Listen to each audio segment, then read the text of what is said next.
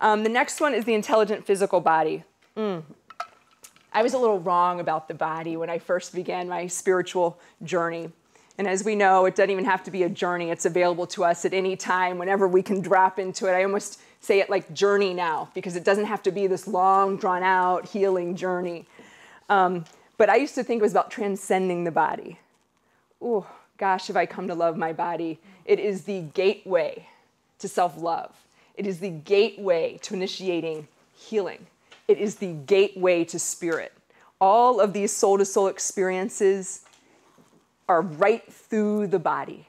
I couldn't have it without the body in the sense that I'm consciously spirit embodied. So I've really created a relationship with my body, a very intimate relationship, and we work on this with our own children. For example, if one of our children were to break their wrist, or if I were to break my wrist, I'd go to a traditional doctor. I'd get it set, of course.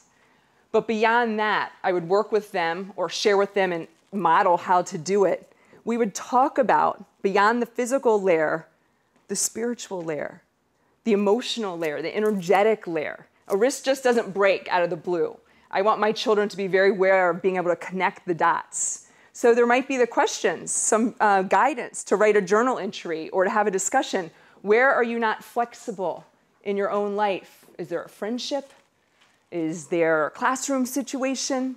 There's the need that you need to be on varsity when JV is wonderful too. Where are you not flexible? So we're going to always use the body as the gateway to go deeper. And again, many of us are doing this work for ourselves. I mean, I've gone to medical intuitives for years. Believe you me, I want to get to the juice a lot of times before the physical. And I've had to really come to the center. It's both. I love that. I want to know the metaphorical language. I see symptoms as signals. But teaching your children how to do that. I had raging eczema on my legs after I had 2 little girls back to back. They're a little over a year apart. I'd given up my teaching job because I desired to be a stay-at-home mom. But there was some residual angst, and there were some emotional layers to work through.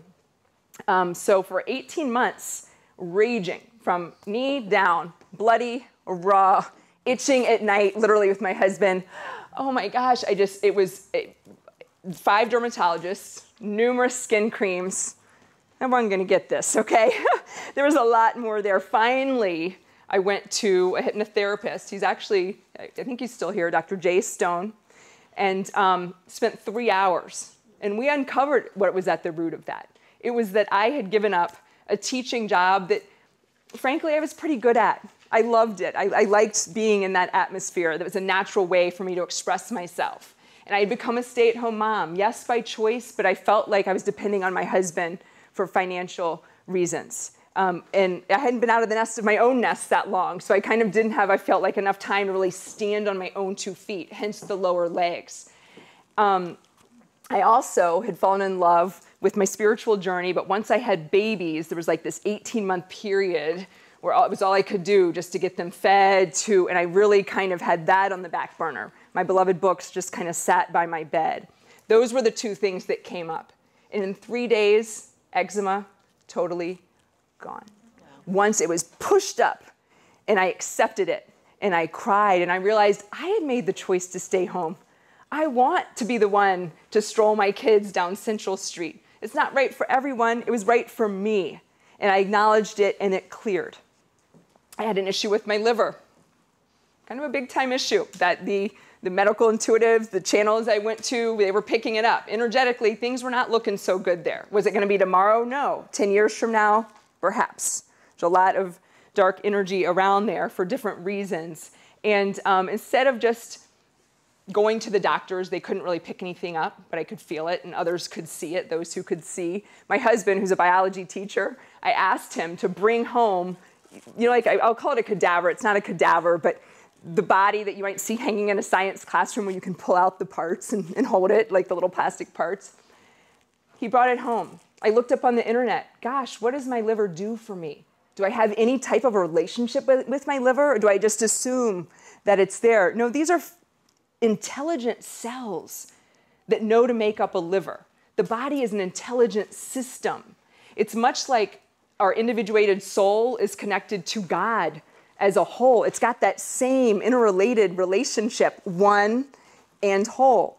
And so I remember during Christmas time, I sat in front of that Christmas tree and I created a relationship with my liver. And I offered it love. I offered it acknowledgement like I had never done before. I offered it appreciation for being the filter that it is. I was actually talking back. You hear a little, it was just this connection with my whole visceral area.